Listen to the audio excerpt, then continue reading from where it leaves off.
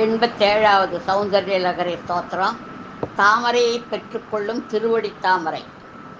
ஹிமானி ஹந்தவ்யம் ஹிமகிரி நிவாசைக சதுரோ நிசாயாம் நித்ராணாம் நிதிசரமபாகே ச விசதோ வரம் லக்ஷ்மீ பாத்திரம் ஸ்ரீயமதிசிரந்தௌ சமயினாம் சரோஜம் त्वत्पादो ஜனனி ஜயதச்சித்திரமிக கிம்.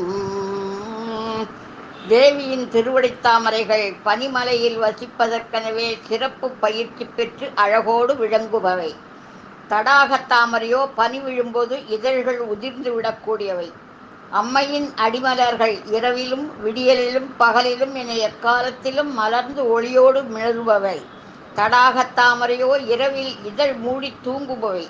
தேவியின் மலரடிகள் தன்னை தொழும் அடியார்களின் தேவையும் நேரமறிந்து அவர்களுக்கு வளமான நல்வாழ்வையும் அருள்பவை. தாமரையோ திருமகளின் இருப்பிடமாக மட்டுமே திகழ்பவை. எனவே தாமரையை தேவியின் திருவடி தாமரைகள் வெற்றி கொண்டதில் வியப்பேதுமில்லை.